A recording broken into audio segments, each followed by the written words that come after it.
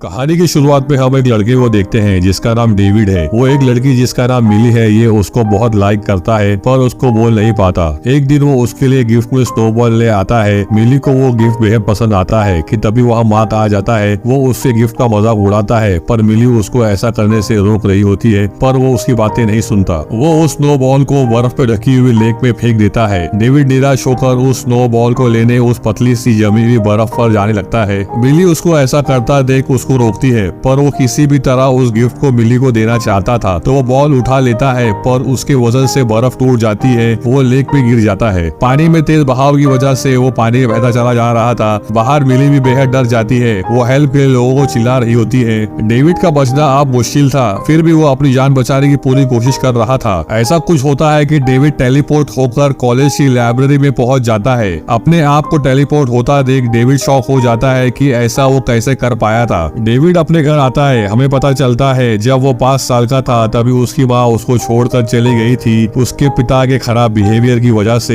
उसको गीला देख उसके डैड उस पर बहुत चिल्लाते हैं। डेविड झूठ बोलकर अपने रूम में चला जाता है पर उसके डैड अब भी उसको चिल्ला रहे होते हैं और रूम के अंदर जबरदस्ती घुसने की कोशिश करते हैं। तभी डेविड फिर से उसी लाइब्रेरी की जगह को फोकस करता है। अगले ही पल वो फिर से टेलीपोर्ट होकर उसी लाइब्रेरी में पहुंच जाता है। उसके डैड रूम के अंदर आ जाते हैं पर वो वहाँ से गायब हो चुका था। डेविड को अब समझ आने लगा था कि अगर वो किसी भी जगह को अपना पूरा फोकस देकर इमेजिन करेगा तो वो उस जगह पर पलक झपकते पहुंच सकता था। अब ये इसको फिर से ट्राई करता है और वो अपने घर आ जाता है। वहाँ उसके डैड पुलिस को उससे गायब होने की बात बता रहे होते हैं। डेविड उसके डैड से आजाद होना चाहता था तो वो कुछ पैसे लेकर वहाँ से भागने का प्लान करता है, उसकी माँ की तरह। अगले सीन में हम देखते हैं कि मिली को लग रहा था कि डेविड मर गया है, पर उसको झूला झूलने की आवाज आती है। वो देखती है कि वहाँ वही स्नोबॉल रखा हुआ था। वो समझ जाती है कि डेविड ने ही वहाँ रखा था, पर फिर से एक बार वो उसको कुछ बोले बगैर वहाँ से चला जाता है। डेविड सिटी में आकर होटल में एक रूम किराए पे ले लेता है। डेविड अपने पावर की हद को जानने के लिए बहुत उत्साहित था। वो ये भी जानना चाहता था कि वो इस पावर पर कैसे कंट्रोल कर सकता था। वो अब बार बार टेलीपोर्ट होकर अपने आप को ट्रेन करता है और एक जगह से दूसरी जगह पर पहुंच रहा था। घर आकर वो मैगजीन देखता है, उसमें कई फेमस जगहों की फोटोज थी। वो उस जगह पर टेलीपोर्ट होने की कोशिश करता है पर वो ऐसा कर नहीं पा रहा था। फिर वो और एक फोटो पर कॉन्सेंट्रेट करता है। उसको याद आता है कि बचपन में वो उसकी माँ के साथ उस जगह पर गया था। वो फिर से उस जगह को फोकस करता है। अब वहाँ अजीब सी हलचल होती है। डेविड फिर से टेलीपोर्ट होकर उसी जगह पहुंच जाता है। अब उसके दिमाग में खुराफाती आइडियाज आती है। वो एक बैंक के अंदर आता है और गार्ड से टॉयलेट यूज करने का पूछता है। गार्ड उसको टॉयलेट की तरफ ले जा रहा होता है कि तभी उसको बेहद बड़ी सी तिजोरी का डोर बंद होता हुआ दिखाई देता है। वो तिजोरी की अंदर की जगह देख लेता है। घर आकर कुछ औजार ले लेता है। फिर वो उसी बैंक के अंदर की जगह पर फोकस करता है पर वो टॉयलेट पहुंच जाता है। वो फिर से फोकस करता है। इस बार वो सेफ के अंदर पहुंच गया था। वहाँ पैसों की भरमार थी। वो वहाँ पैसों को रखा देख बहक जाता है। वो फिर से होटल के रूम में टेलीपोर्ट होकर और बड़ा सा बैग ले आता है ताकि वो ज्यादा से ज्यादा पैसे चोरी कर सके। अब वो बार बार ऐसा कर रहा होता है और उसका रूम पूरा पैसों से भर गया था। अगले सीन में हम रोलैंड को देखते हैं। वो उसी बैंक में आया होता है जहाँ से डेविड ने पैसे चुराए थे, पर वो किसी पुलिस डिपार्टमेंट या FBI से नहीं बल्कि NSA डिपार्टमेंट से इन्वेस्टिगेशन के लिए आया था। बैंक का मैनेजर उसको बोलता है कि ये चोरी बेहद अजीब तरीके से हुई है क्योंकि किसी भी सेफ के लॉक को टच तक नहीं किया गया था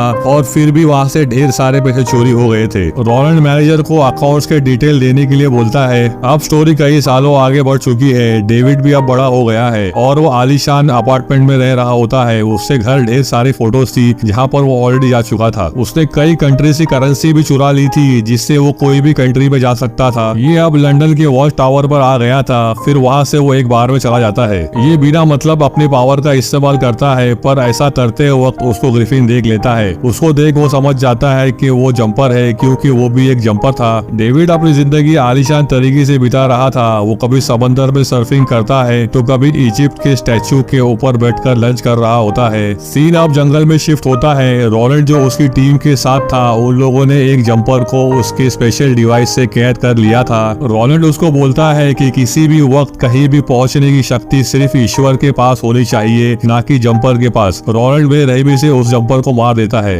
अब हमें समझ आता है कि रोलैंड कोई डिपार्टमेंट से नहीं बल्कि वो सीक्रेट मिशन से कनेक्ट है जो जंपर्स को मार देते हैं। उसको किसी की कॉल आती है और वो बोलता है कि अगली फाइट से वो वहाँ पहुंच जाएगा। डेविड अपने अपार्टमेंट में आता है पर रोलैंड पहले से ही उसके अपार्टमेंट में पहुंच गया था। उसको देखते ही रोलैंड बोलता है कि वो उसको 8 सालों से ढूंढ रहा है बैंक रॉबरी के मामले में, जिस पर डेविड उसको पूछता है क्या वो पुलिस डिपार्टमेंट से आया है, पर रोलैंड उसको मना कर देता है। डेविड वहां से टेलीपोर्ट होने वाला था कि रोलैंड उसकी डिवाइस से उसको शॉक देकर टेलीपोर्ट होने से रोकता जा रहा था। वो बहुत कोशिश करता है पर टेलीपोर्ट हो नहीं पाता। बड़ी मुश्किल से वो दूसरे रूम में आ जाता है और पैसे लेकर फिर से उसके डैड के घर टेलीपोर्ट हो जाता है। अब उसके डैड नॉर्मल हो गए थे और उसको वापस लौटने के लिए बोलते हैं, लेकिन डेविड वहां से चला जाता है। रोलैंड सबको डेविड को ट्रैक करने का ऑर्डर देता है और उसको वहां रखी मिली की बचपन की तस्वीर मिल जाती है। डेविड अब मिली को ढूंढता हुआ उससे घर आ जाता है। उसको पता चलता है कि वो बार में काम कर रही है, तो वो उससे मिलने बार में चला जाता है। पर अब भी उसकी हिम्मत नहीं होती कि वो मिली से बात कर सके, तो वो बार से बाहर निकलने लगता है कि तभी उसको मार्क पहचान लेता है। इसी बीच मिली भी वहाँ आ जाती है। उसने भी डेविड को पहचान लिया था। मार्क मिली से बदतमीजी करता है, जिस पर डेविड उसको गुस्सा मारता है। दोनों के बीच अब हाथापाई शुरू हो जाती है। लड़ते लड़ते वो बैकयार्ड में आ जाते हैं। डेविड उसको टेलीपोर्ट करके उसी बैंक में पहुंचा देता है जहाँ से उसे चोरी की थी। मार्क उसकी पावर को देख बेहद घबरा जाता है कि उसने ऐसा कैसे किया था। डेविड वहाँ से लौटकर मिली से बातें करता है और मिली को रोम के टूर पर चलने का ऑफर करता है। मिली उसको पूछती है कि तुम्हारे पास इतने पैसे कहाँ से आए, जिस पर वो बोलता है कि अब वो एक बैंकर बन गया है। मार्क अब पुलिस की कस्टडी में था। रोलैंड भी वहाँ आ गया था। वो उससे पूछताछ करता है कि वो लॉकर रूम में कैसे आया, जिस पर वो डेविड की सारी इन्फॉर्मेशन रोलैंड को दे देता है और मिली के बारे में भी सब बता देता है।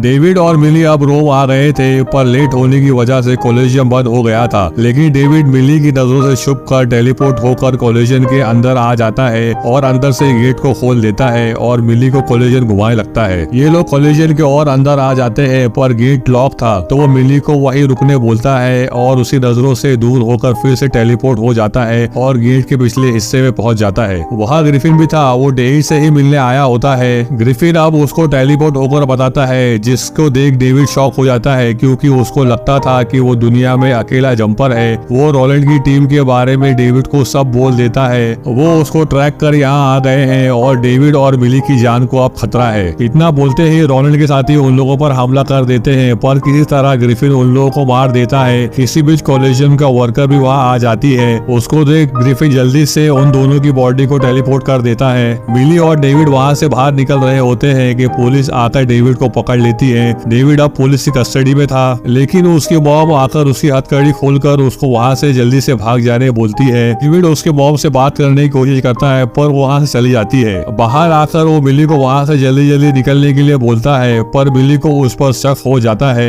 एयरपोर्ट आकर मिली को अकेले फ्लाइट पकड़ने बोलता है क्योंकि उसका पासपोर्ट पुलिस से जब्त कर लिया था। रोलैंड डेविड के डैड के पास आकर उसके बारे में पूछताछ करता है। डेविड भी टेलीपोर्ट होकर ग्रिफिन के घर आ गया था। ग्रिफिन अब रोलैंड के सहारे राज बताता है कि वो एक पायलट्स ग्रुप का सदस्य है जो कई सालों से जंपर को मारने का काम किया करते। ये बड़े बेरहम है। ये जंपर को मारने के लिए उनके परिवार के मेंबर को भी मार सकते हैं। ये सब सुन डेविड उसके पिता के घर लौट आता है। उसके डैड जख्मी हालत में थे। डेविड टेलीपोर्ट होकर उसके डैड को हॉस्पिटल ले आता है। फिर टेलीपोर्ट होकर मार्क के पास लॉकअप पे पहुंच जाता है और उससे पूछता है कि उसने रोलैंड को उसके बारे में क्या क्या बताया है, जिस पर वो बोलता है कि उसने उसके डैड के बारे में और मिली के बारे में भी उसको सब कुछ बता दिया था। डेविड फिर से टेलीपोर्ट होकर ग्रिफिन के पास आ जाता है और मिली की जान बचाने के लिए उससे रिक्वेस्ट करता है, पर ग्रिफिन उसको मना कर देता है। ग्रिफिन अब उससे दूर जाने की कोशिश करता है। वो टेलीपोर्ट होकर एक जगह से दूसरी जगह जाने की कोशिश करता है, पर डेविड भी उसका पीछा कर टेलीपोर्ट हो रहा था। बड़ी मुश्किल से ग्रिफिन उसकी मदद करने तैयार हो जाता है। वो एयरपोर्ट पर आ जाते हैं, पर उनको पता चलता है कि फ्लाइट 1 घंटा पहले ही लैंड हो गई है। डेविड मिली के घर आ जाता है। मिली को अब उसके सारे राज जानने थे, तो डेविड टेलीपोर्ट होकर उसके सारे पावर उसको बता देता है। मिली उसके पावर को देख शॉक हो जाती है। तभी वहाँ रोलैंड भी आ जाता है, लेकिन डेविड मिली को टेलीपोर्ट करके ग्रिफिन के घर ले आता है। रोलैंड के पास ऐसा डिवाइस था जिससे वो डेविड के टेलीपोर्ट होने वाली जगह को ट्रैक कर सकता था। ये अब ग्रिफिन के घर पहुंच जाता है। उसको देख सब छुप जाते हैं कि तभी डेविड की नजर उसकी माँ के फोटो पर पड़ती है, जो खुद एक पायलट्स होती है। डेविड ये राज जान शॉक हो जाता है। इसी बीच रोलैंड का साथी डेविड को उसके डिवाइस की केबल से जकड़ लेता है। रोलैंड उसको मारने वाला होता है कि ग्रिफिन फायर टॉस से वहाँ आग लगा देता है। रोलैंड के साथी मारे जाते हैं, पर रोलैंड बच गया था। वो फिर से डेविड को मारने जाता है, पर किसी तरह ग्रिफिन उसको मिली के घर में टेलीपोर्ट कर देता है।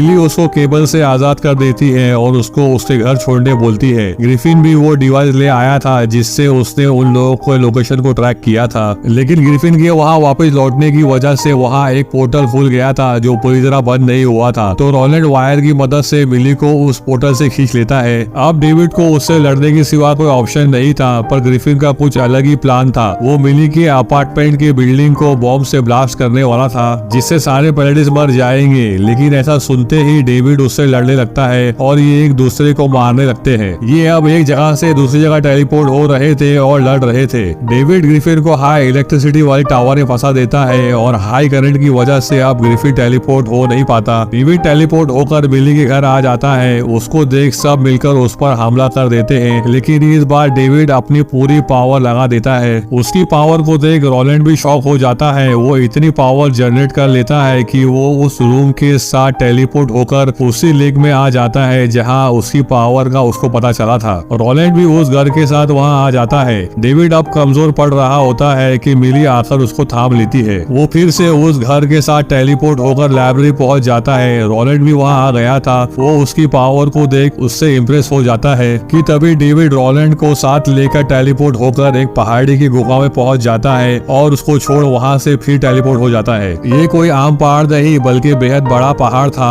जहां से बच निकलना नामुमकिन था। डेविड उसके मॉम के घर आता है जहां उसको पता चलता है कि उसकी बहन भी है। उसकी मॉम उसको सारी बातें बताती है कि उसने पहली बार 5 साल की उम्र में टेलीपोर्ट किया था और वो एक पैलेडिस है, इसलिए उसने डेविड को बचपन में ही छोड़ दिया था क्योंकि वो उसको मारना नहीं चाहती थी। डेविड सारी बातें जानकर वहां से चला जाता है। मिली भी उसका इंतजार कर रही होती है। मिली भी अब उसके पावर का फायदा उठाना चाहती थी। वो उसको किसी गर्म जगह पर ले जाने बोलती है। फिर एक बार डेविड मिली के साथ टेलीपोर्ट हो जाता है और यह इस मूवी का दी एंड हो जाता है।